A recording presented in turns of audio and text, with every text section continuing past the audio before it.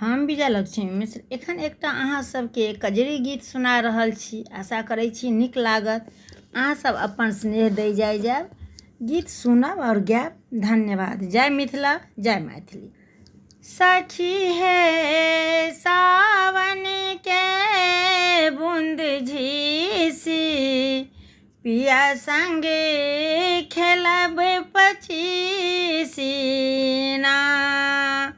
सखी है सावन के बूंद झीसी, पिया संगे खेलब पचीसी ना। खेलब पचीसी, खेलब पचीसी, खेलब पचीसी ना। सखी है सावन के बूंद झीसी, पिया संग खेलब पचीसी ना।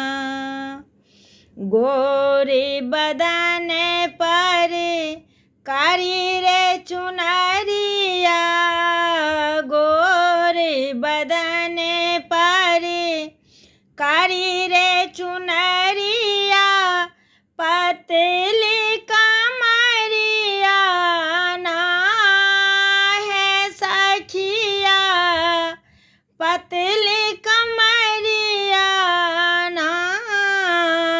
सखी है सावन के बूंद झीसिया, पिया संग खेलब पचीसिया ना।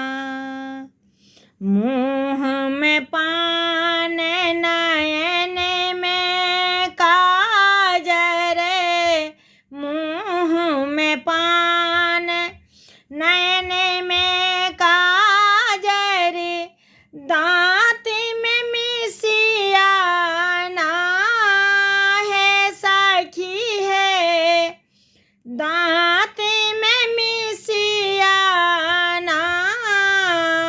सखी है सावन के बूंद झीसिया, पिया संग खेलब पचीसिया ना। गला में नकेलेस, हाथ में कंगन, गला में नकेलेस,